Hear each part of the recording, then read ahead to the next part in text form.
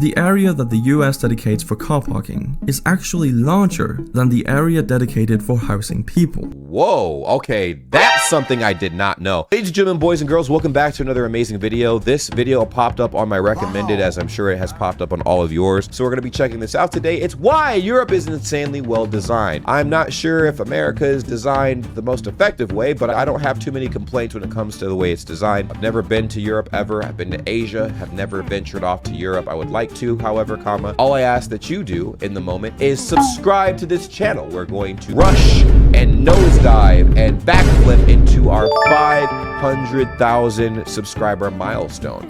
This is a map of Europe's mass transit railway system across 33 countries. See, this is what I'm talking about already off the bat. We have I thought we had an elaborate transportation system when it came to trains in America. I know we have Amtrak, but I'm just not sure if it covers every place in America. The yellow lines indicate the presence of a train line, and as you can see, it's very dense. There are hardly any spaces where there isn't any coverage for railways. Now, if we compare this to a map of railroad tracks in the US, it's a different story. While parts of the US have some good mass transit, there are large areas of the country which isn't. That's what I was talking about. Man, I didn't even do research to figure that shiznit out. South Dakota, Montana. Montana has I guess they do have a train system. Covered by Amtrak, the nation's largest passenger railroad. I literally just talked about Amtrak. Man, I'm on top of my shit. Service. But let me show you another map, this time of high-speed rail in Europe. Now obviously, high-speed railways aren't going to be as common as regular speed railways, as they require excellent design, strict planning, and massive investment.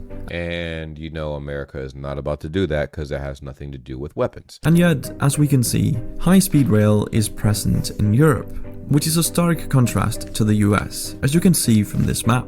While the US does have some higher speed rail, like the Aquila line in the Northeastern Corridor, it's hardly an effective map of transport solutions. And the Aquila line isn't really that fast either. It can reach about 150 miles per hour, but averages less than 70. What? Ew, that's why it costs so much to take that train, bro. Well, should have known. This is not the case for Europe's insanely well-designed railroad system. And you have to remember that Europe's system accomplishes this while spanning 33 different nations in a very diverse continent. And I know what you're probably thinking. This is just because Europe is smaller than the United States, which... Well, yeah, I could very easily argue that because Europe is significantly smaller than the United States. I didn't even really think of that as an argument, but yeah, we'll run with that. Europe is significantly smaller than the United States. To make an effective railway system that covers the entire United States and the same degree that it does in Europe, man, would take millions upon billions upon trillions of dollars. Is it doable? 100% it's doable. Is it practical? I feel like it is practical, but with the politicians we have and the way things are moving in our society right now, I don't think that'll happen anytime soon. Simply isn't true. While the European Union is smaller than the US, continental Europe has an area that is about 1.04 times as much as the US. So we can dismiss this argument that the United States can't be that well designed because it's too big. Europe simply is better designed.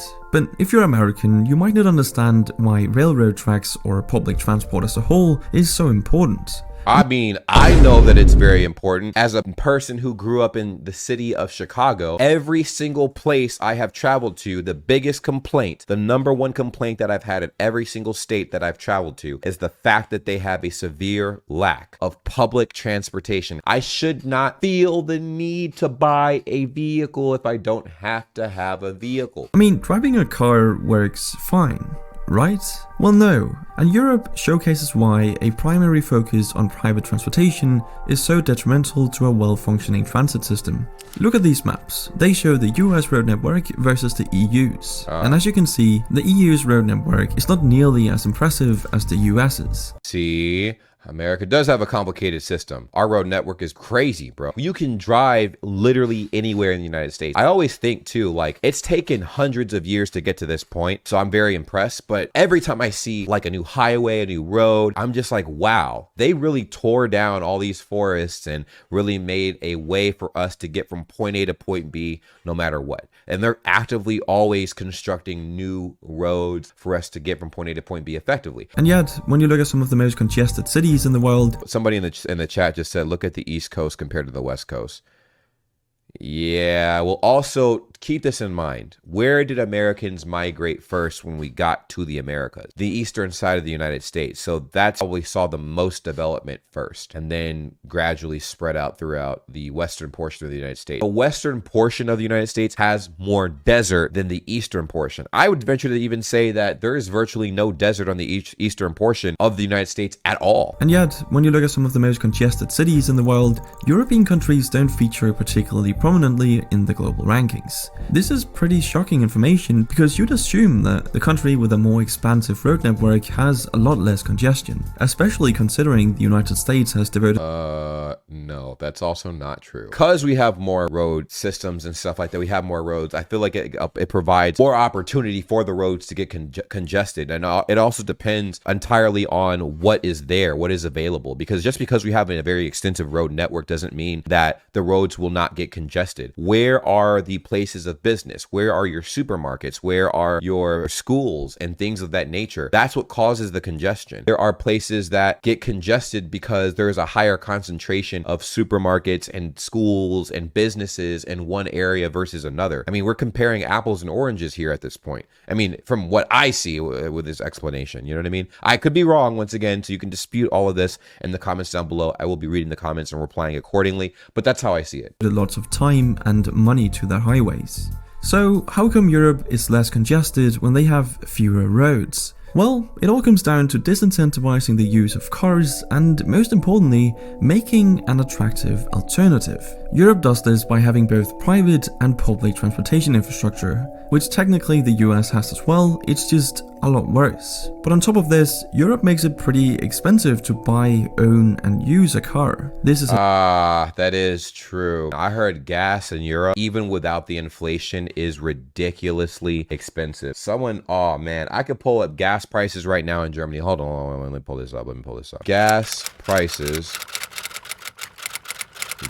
Germany gasoline prices in US dollar. Ooh, sheesh. So you're paying 7.8 US dollars per gallon. You're paying $8 per gallon and you guys are cool with that? With prices being inflated right now, I'm paying exactly half of what you guys are paying. Achieved by having high taxes on vehicles and gasoline. In fact, here's a map of worldwide gasoline prices. As you can see, European nations are in the top rankings, while the US lies at the bottom, charging very little. But let me be very clear, it's only a good idea to make it expensive to drive a car if you have an attractive alternative, which America doesn't. We don't. Europe does. I mean, obviously this wouldn't work in the US with its current transportation infrastructure, but in Europe, this is a great strategy because you make the roads less congested for those who actually need them and give everyone else an affordable and efficient alternative, being Europe's amazing public transport like the trains on the railways. This is arguably the better strategy because even though the vast majority of Americans have access to vehicles at around 91% and gas is comparatively cheap, it still leaves 9% who don't have access. Hey bro, I was one of those 9%. For a while I didn't have a vehicle because I was just like, bro, like buying a car, paying for the insurance, possibly getting into an accident because some other idiot I mean, you could very well argue the same thing when you take public transportation, but at least I don't have to be responsible for what happened to me. Like I'm not at fault because it wasn't me driving. You know what I'm saying? I would much rather take public transportation. Access to vehicles. What are these people who can't afford a car supposed to do? I mean, sometimes public transport isn't even an option or simply too expensive for many. So, well, in this part of Florida, it's not an option. You cannot take public transportation unless you're in a school area. Then yes, you can take the bus. But outside of the bus for school, you can't take public transportation. You need a fucking car out here, bro. You've now actively excluded those who aren't exactly the most well off from society. To make matters worse, some US cities actually got rid of their public transport to make room for more cars. Which is true, but like this gentleman was saying, we literally have way cheaper gas, so at least commuting is way more affordable. We are also operating on a credit system here, so people have the illusion that they can afford these vehicles that they be buying. Like a lot of people have multiple vehicles that are in their name that have not been paid off. That used to be me. So it is a big deal. I feel like having all the roads that we do have in America has helped us a lot. Not joking.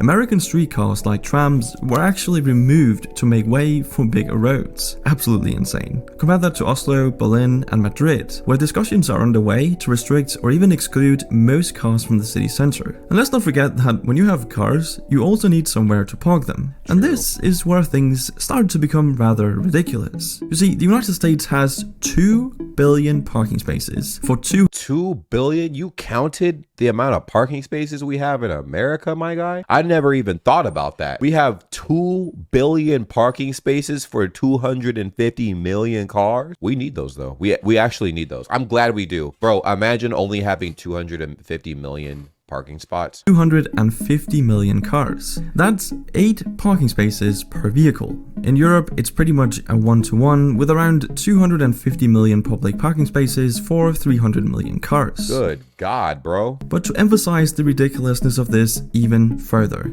the area that the US dedicates for car parking is actually larger than the area dedicated for housing people. Whoa, okay, that's something I did not know. So we have more land for parking spaces than we do for residences here in America, allegedly. That is something very interesting that I didn't think about. Is that a bad thing though? I don't think so. We don't need a whole lot of extra space for houses. I think we're pretty good when it comes to housing. In fact, the housing market was very inflated up until recently. I think the housing market's going down a little bit. But I'm saying this because it goes back to what I was mentioning before. Businesses, places where you can get your education, hospitals, things of that nature. They need as many parking spaces as they can so their clientele, their staff members, and the people that are working can have the opportunity to park in those places. That's not a problem. That's a non-issue. If anything, I live by the motto, right, that it's better to have too much than not enough. I would rather have it and not need it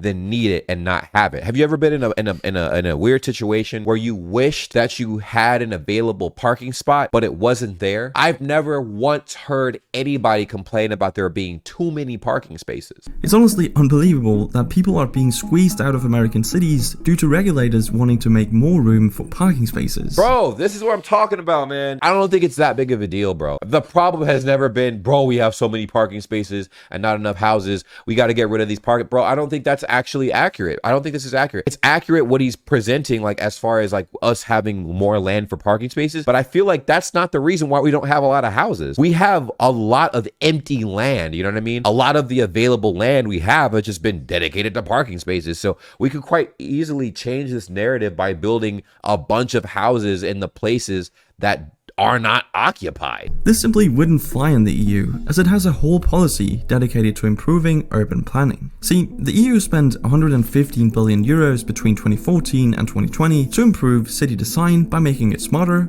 greener, and more connected. Simply meaning they allocated funds to make their cities more efficient, We're working on that. We're working on that. We're not there yet, but we're working on that. I mean, sheesh. more connected, and better for the environment. And better for the environment they really are, as the average resident in a typical Western US city, such as Los Angeles or Phoenix, contributes approximately 6 times more carbon to the atmosphere per capita than an average European city resident. This is purely the result of not having effective transport solutions, which saves resources and allows people to move about efficiently. And exactly that, moving about efficiently, is something most of Europe's citizens are able to do as a result of the European Union. See, most of Europe's nations are in the European Union, which gives the EU citizens a number of perks, which includes a free travel area.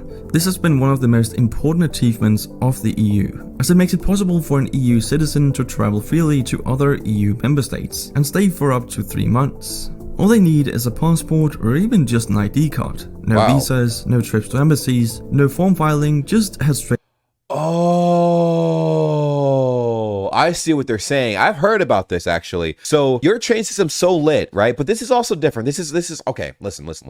I feel like if America, Canada, and Mexico had a better bond with each other and stuff, I feel like we could do something like that here, where we have like an elaborate train system that goes from here to Canada through Mexico as well, where we could travel to Canada, travel to Mexico cheap without having to use a whole visa thing. If we just have a mutual agreement between Mexico and Canada, if we all had like a big ass agreement, then we would be operating how Europe operates. Because I've heard countless times it costs nothing. You know what you guys say, kostenlos, right? You know what I'm saying? To travel everywhere in Europe. Once you're in Europe, it's It doesn't cost much to get from point A to point B. Over. This makes it incredibly easy to travel, study, and work in other countries and communities. And having this level of centralization is very important to good design, as it gives the smartest people the opportunity to work where they are most useful. And since good design obviously requires a lot of complicated problem solving and planning, this is very smart. Another smart thing is the incredible biking infrastructure we see in Europe, perfectly illustrated by this map of bike path density in Europe. Holy fuck, bro.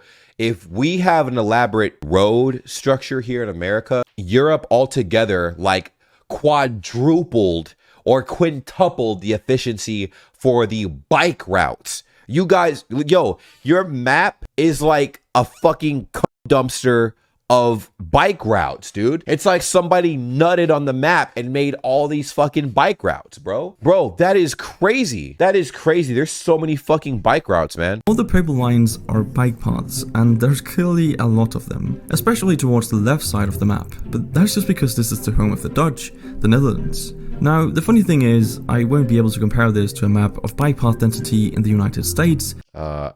No. But I mean, you could, but I don't think it would fit very well. Because such a map hasn't been made. At least I wasn't able to find any, and I can only wonder why. But anyway, what Europe and also the European Union has achieved is pretty remarkable, as it's hard to think of another set of such diverse countries where you would be able to travel so freely, in an efficient and inexpensive manner. I mean, you can literally get from Paris to Amsterdam, for example, in just 3 hours for around $30. $30, bro. Did you see that? You can get from Paris to Amsterdam in 3 hours for $30. That's unheard of, bro. Unheard of. I thought it would cost way more, but they're right next door to each other, so that does make sense. But that, in my mind right now, processing that is, whew, that's insane. That is very insane. Imagine being able to travel all over Asia without any border crossings, checks, or visas, and being able to stay for months at a time. Wow. That would be truly amazing. And hell yeah, that would be truly amazing. Let's not forget that European design has always been distinctive and very successful. In fact, the continent's history of design and interconnectedness serves as a model for the rest of the world. But even though Europe and the EU are pretty great and have amazing infrastructure, they obviously aren't perfect. And I'd love to hear some of the reasons it might not be, so leave a comment down below if you have some thoughts on this. But this is actually, alright, I could make a counter video to this, how America is insanely well designed, right? I'll have to break this down and do some research and pump out a video on that. But this was a very well put together video. I see what he's talking about for sure. There were some points where I was just like, I don't know. I was really stuck on that parking lot point that he made earlier. I'm like, man, bro. The other points he made, man, very, very like agreeable for sure. The parking lot point he made, although I agree with the stats, it's just, I don't feel like that's like a problem. I feel like he made that a problem. You know what I mean? Like, I feel like that's not a problem we actually have out here when it comes to like the housing and stuff like that.